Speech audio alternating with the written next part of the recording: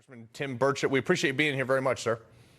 Thank you for having me, Carl. God bless you for serving our country. Well, thank you, sir. I'm a little upset you don't have the guns in the background today, but we'll let it slide. I got to ask, sir, this is kind of what everybody's been really concerned about for, I don't know, the last 25 years, and now it's coming to light? Yeah, it's kind of unusual, really. It's called a 1023 form, and you described it as exchange of money for policy decisions. And so what they've got a whistleblower that's told them this, and they're providing them protection so that they can come forward. And with this subpoena, if the FBI is going to have to acquiesce sooner rather than later, I would say. It's very damning, though, to think that our White House is involved in this. You know, there's one deal alone. I've made some notes that the Bidens received over $1 million in more than 15 incremental payments from a Chinese company through a third party. And this is not it's more than one occurrence of this type of activity that's gone on.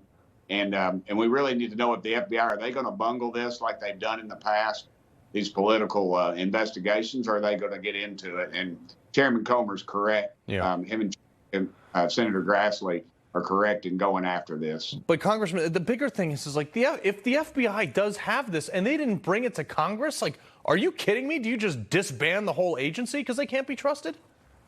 Well, it's the top floor is really where we're at, Carl. They've been doing this kind of thing for quite some time now, and they've really weaponized them against the American public. I mean, when they said that mom and dads who were interested in their kids showing up at school board were labeled as domestic terrorists, that should have been the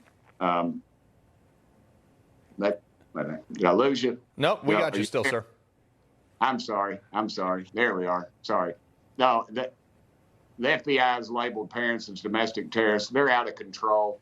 We need to look at a reorganization there as soon as possible, because they are at the forefront of what's going on in this country. And until we get that resolved, we're going to have some real problems. Yeah, but I got about less than a minute left, sir. But we've been talking about this forever. Maybe they had this stuff, maybe they didn't. But at the same time, who's going to be held accountable? You obviously these rise to maybe impeachment level things. How does the House take this on once they get this proof? It starts at the top, the very top. We need to call the director of the FBI, Victor Wray, and find out what he knew, and if in fact that he did delay this investigation. Because if he did, he's as guilty as the people involved, and we can't have that. We cannot have that at all. And that you know, it just stands to reason when you have a Chinese balloon fly over this country and it's allowed to transverse our military, our establishment, and our technology centers and our missile defense centers and our secret missile defense centers. And it's allowed to do that. You have to question if the White House has been compromised, and this shows that it has, in my opinion. Well, I happen to echo your sentiments there, Congressman Burchett. Appreciate your insight, sir. Thank you, Carl. Thank you, brother.